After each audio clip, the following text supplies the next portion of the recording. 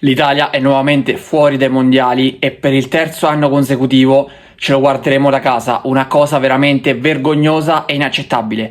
Prima di entrare nel merito del discorso e di esprimervi il mio pensiero a riguardo, vi ricordo, qualora avesse piacere nel seguire i miei video, di iscrivervi al mio canale YouTube e magari anche di lasciare un like proprio a questo. Partiamo dal presupposto che l'Italia fosse nettamente superiore alla Bosnia a livello tecnico, però io ho sempre avuto questo spauracchio proprio della Bosnia quando era uscito il sorteggio. Non so se era una sensazione o cosa. Non si trattava di avere paura, ma di carattere, di grinta e di mentalità.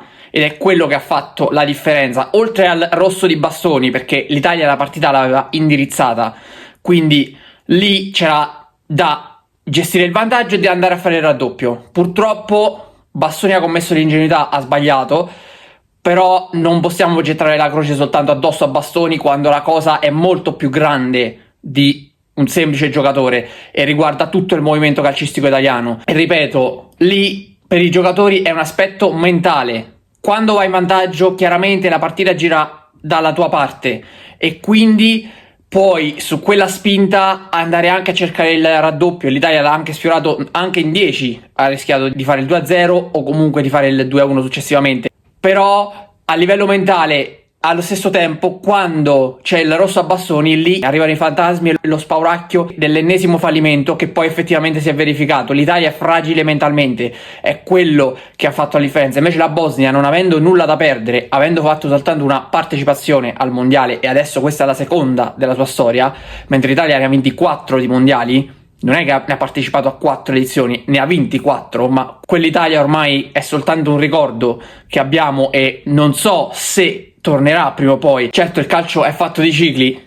quindi probabilmente tornerà anche il nostro momento, però serve qualcosa, serve un cambiamento, perché come ho già detto non riguarda soltanto Bastoni che si fa espellere e quindi compromette inevitabilmente la partita, e non riguarda i singoli giocatori, perché l'Italia al momento non ha dei fenomeni, su questo siamo tutti d'accordo, però ragazzi, ci sono squadre al mondiale che hanno dei giocatori che non sono superiori a quelli dell'Italia, e parlo di squadre europee, non parlo di squadre di altri continenti che si sono comunque qualificate perché ne avevano il diritto con il loro sistema di qualificazione. Noi siamo rimasti fuori da un mondiale a 48 squadre, non a 32, e questo è ancora più scandaloso perché c'erano 16 slot in più e non siamo riusciti a conquistarne uno.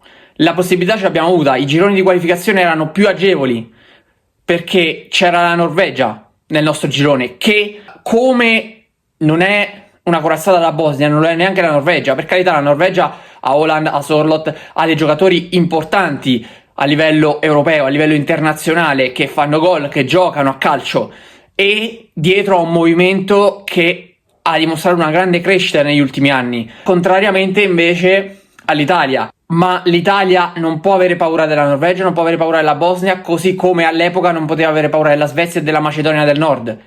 I fallimenti vengono tutti dalla stessa motivazione, cioè la federazione, la FIGC.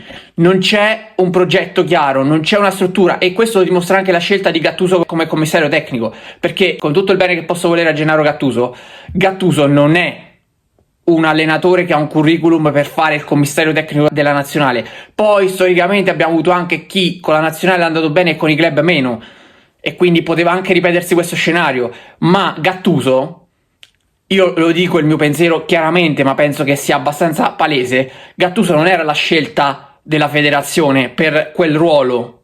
Gattuso è stato messo lì semplicemente perché non c'erano alternative, e questo ovviamente dimostra che non c'è un progetto, non c'è nulla in Italia, e nessuno si vuole sedere su quella panchina proprio per questo motivo, perché tanto alla fine lo stesso risultato negativo l'ha ottenuto Mancini, l'ha ottenuto Spalletti agli europei, l'ha ottenuto Ventura ai tempi, che è stato crocifisso, quando invece adesso fondamentalmente è diventata una normalità essere fuori dai mondiali. Quindi Ventura ha avuto semplicemente la sfortuna di essere il primo a vivere questa esperienza negativa, quando invece poi se ne sono susseguite diverse. Alla fine la situazione è questa, senza un progetto, senza una linea, e proprio per questo su quella panchina non ci si vuole accomodare nessuno. C'è stato quel barlume di luce che è stato praticamente soltanto un fuoco di paglia con gli europei del 2021, in cui si era creato un ambiente ottimale, ma ripeto, i giocatori comunque c'erano, magari l'Italia ha fatto più di quello che poteva, sicuramente, ma in una competizione che dura un mese possono succedere spesso queste cose. Ovvio che non arrivi a vincere un europeo o un mondiale se non hai un minimo di organico qualitativo. Poi puoi non essere la più forte, però puoi arrivare fino alla fine. E proprio questo è il punto. Cioè, l'Italia la rosa ce l'ha a disposizione, non ce l'ha per vincere il mondiale, non ce l'ha probabilmente neanche per arrivare in semifinale o ai quarti di finale, però ha una rosa che deve partecipare al mondiale, anche quella attuale, non ci sono fenomeni, e lo ripeto, però è inammissibile, è veramente una vergogna, è veramente vergognoso che l'Italia resti fuori dal mondiale per il terzo anno consecutivo.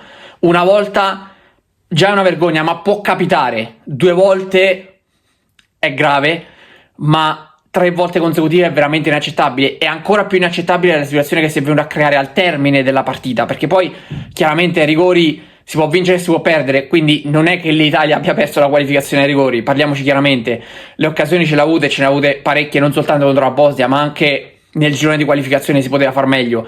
Poi è inutile anche che ci appelliamo alla formula, che vede che la Svezia è arrivata ultima nel suo girone di qualificazione, arrivata ai playoff grazie alla Nations League e adesso ai mondiali. Ragazzi, il meccanismo è questo, noi le occasioni ce le abbiamo avute, le abbiamo sprecate, è inutile cercare scuse e aggrapparsi a destra e a manca tra il fatto che c'è stata l'espulsione, c'è stato quello, c'è stato quell'altro, la formula è ingiusta. La formula è questa, prima ce ne sbattevamo di come era la formula, perché tanto vincevamo il girone di qualificazione e ai mondiali ci andavamo in carrozza, quindi non era un nostro problema la formula, quando le squadre erano 32. Adesso sono 48 e stiamo ad aggrapparci al fatto che non passano dirette le prime 2 del girone europeo, quando invece magari ci va Curaçao altrove, oppure che i playoff non sono equi, che l'abbiamo giocata in trasferta. Non dobbiamo aggrapparci a nulla, non dobbiamo aggrapparci a nulla, perché la colpa è soltanto del sistema calcistico italiano. E la colpa, ovviamente, come avevo detto quasi un anno fa, dopo le dimissioni di Spalletti, invece non erano arrivate da parte di Gravina. Io ho parlato chiaramente lì, ho detto il mio pensiero su Gravina e lo ripeto, Gravina dovrebbe dimettersi, ma non lo fa. Ancora una volta ha detto che sarà convocato un consiglio federale per decidere che cosa succederà. Inoltre non solo non si è dimesso, ma ha anche confermato Gattuso qualora quest'ultimo decidesse di restare. Ripeto, non possiamo gettare la croce addosso a Gattuso, perché il problema è superiore ai singoli giocatori e anche all'allenatore, che, voglio sottolineare ancora una volta, non era la prima scelta Gattuso per guidare la nazionale, e quindi la colpa non è la sua.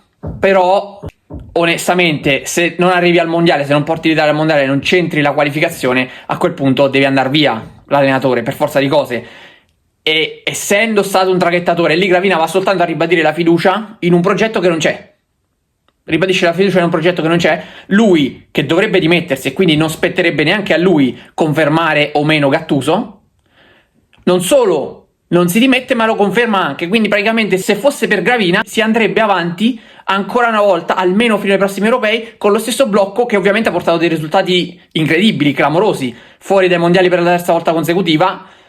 Al girone siamo arrivati secondi. Con l'Irlanda del Nord è stata giocata una partita pessima, almeno un primo tempo pessimo, siamo riusciti a passare, per carità, e poi siamo andati fuori con la Bosnia. Quindi i risultati mi sembra ci siano stati tutti per confermare questo blocco eccellente. Il problema è molto più grande, però purtroppo non c'è peggior sordo di chi non vuol sentire. Se si va avanti su questa strada con Gravina, purtroppo non andremo lontani. Poi, per carità, anche il suo eventuale sostituto potrebbe non riuscire a fare chissà che cosa, perché serve riformare, servono parecchie riforme in generale per valorizzare i talenti italiani che comunque ci sono. Magari non sono quelli di qualche anno fa, però bisogna trovarli e farli giocare. Per oggi è tutto, vi do appuntamento alla prossima puntata di Forzinet. Ciao a tutti.